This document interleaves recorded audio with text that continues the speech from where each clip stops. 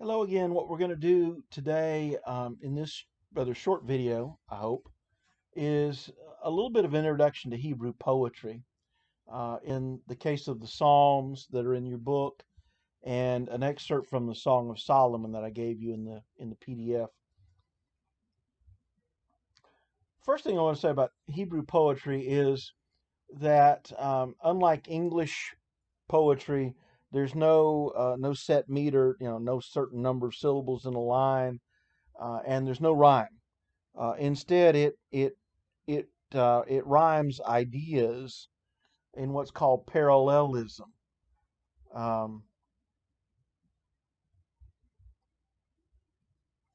for example, on page 232, the first line of Psalm 19, the heavens declare the glory of God, and the firmament, the heaven, shows his handiwork.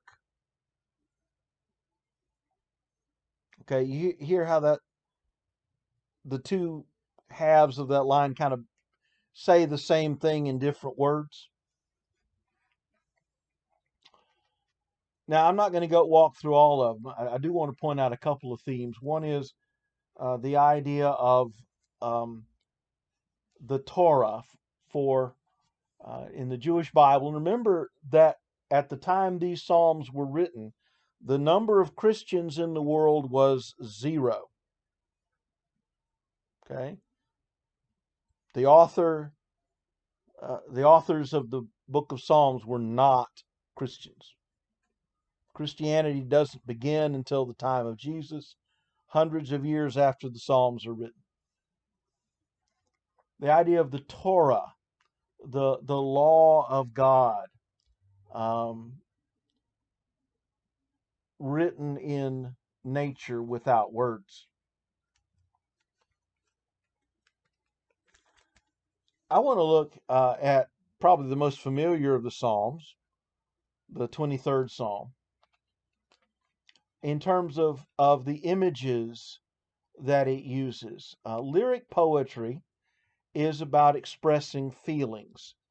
And one way of doing that is imagery. The first image, of course, is that of God as a shepherd, okay, who looks after the sheep, protects them. The second line in that, the Lord is my shepherd, I shall not want. A more modern translation might say, I will not lack anything. Because the idea is not that all of our desires are met, it's that all of our needs are met. Okay, our desires are infinite.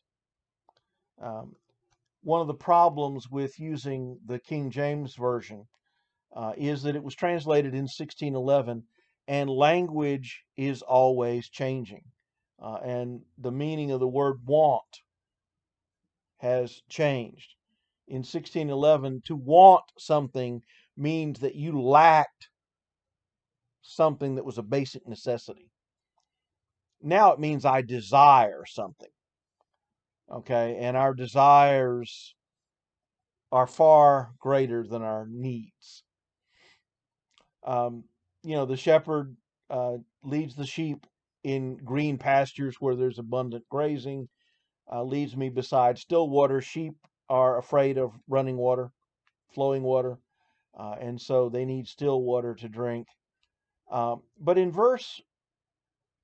uh, uh, um, in verse 4, the shepherd protects the sheep with his rod and his staff to drive off predators and pluck, the shepherd's crook with the curve on the end to pluck sheep out of a dangerous place that they may get into. Domestic sheep are stupid. Okay? But in verse 5, the image changes. God is no longer a shepherd, God is a host who prepares a table, anoints his head with oil, which was a custom of hospitality, um, uh, keeps his cup overflowing with wine, so he has a good time. The point of those images is provision and protection. And so the feeling is one of safety and security.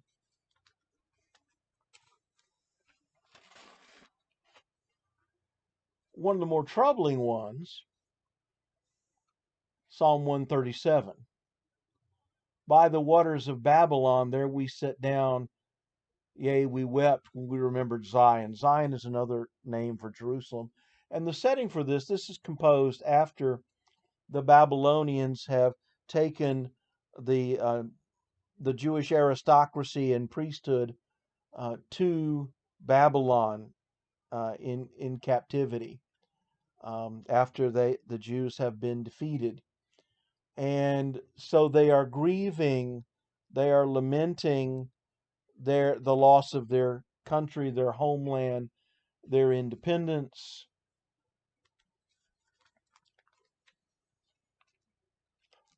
Um, the Babylonians, want them to entertain them with one of the songs of Zion. And how can we sing that song in a strange land? It's not home.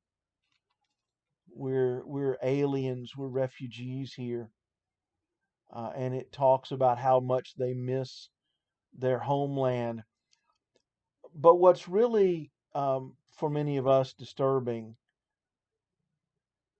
is the desire for revenge at the end, especially verse 9. Happy shall he be that takes and dashes your little ones against the stones. In the ancient world, often when the capital was seized, the victors would take the babies and hold them by their feet and smash their heads against the rocks to ensure that the boys in particular did not grow up to avenge um, the um, the death of their fathers and the enslavement of their families.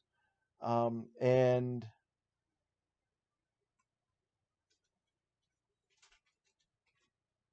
but don't we have those feelings sometimes where we want revenge? Now, I hasten to say that because I might feel something doesn't necessarily mean I ought to act on those feelings. But the poetry is honest enough to capture that feeling, uh, that intense feeling of wanting revenge, of hatred.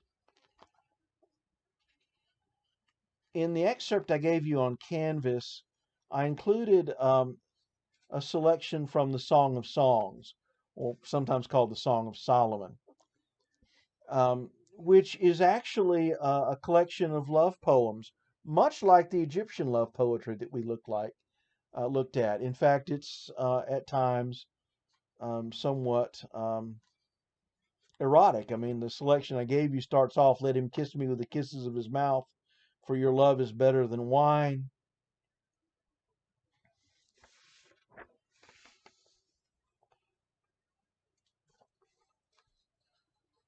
Chapter 1, verse 13, "My beloved is to me a sachet of myrrh that lies between my breasts."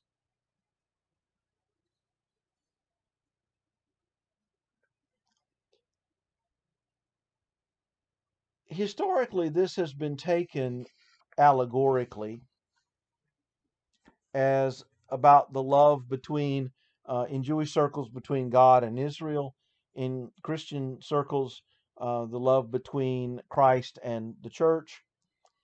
But on the surface, it is in fact um, erotic love poetry, much like what we saw from the ancient Egyptians. In fact, there's a reason why the Song of Songs is almost never read from the pulpit. It's a little too explicit for the taste of church and synagogue audiences.